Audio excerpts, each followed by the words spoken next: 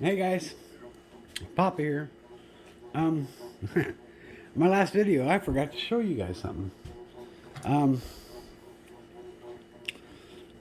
I some more 3D printed crap. Found this on Thingiverse, but it was for the cutter end, and it was at like half-inch hole. And on this, I don't need that. What I needed was this to put this on to hold the cases. So I did some quick Tinkercad stuff and put a 1/4 inch hex hole in there, and it fits perfect. And it makes things so much easier for these old hands. Anyway, now I got something bigger to hang on to and some grip, and it just makes life easier. Let me show you. Let me get this thing plugged in.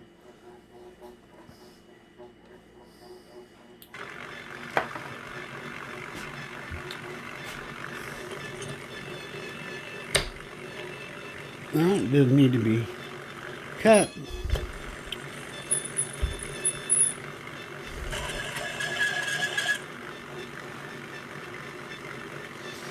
But pretty as you please. Easy to take out. Less than a 1/4 turn. Slip the new one in. Snug it up. No, nope, nothing there.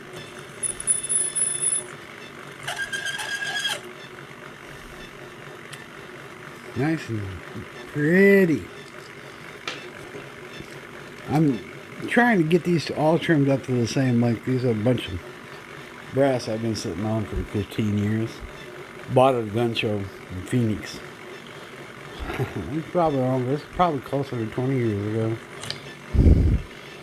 Nothing showing there.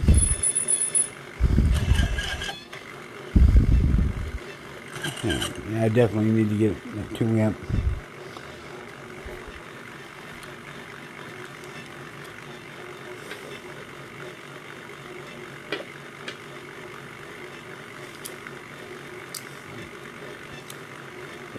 My hands, I get when I'm doing a lot of things, like doing 500 cases.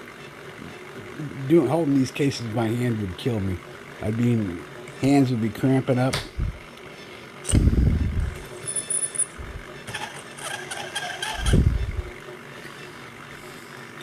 And with this, it's just so much easier. It takes a little bit longer. That's alright. I got plenty of time.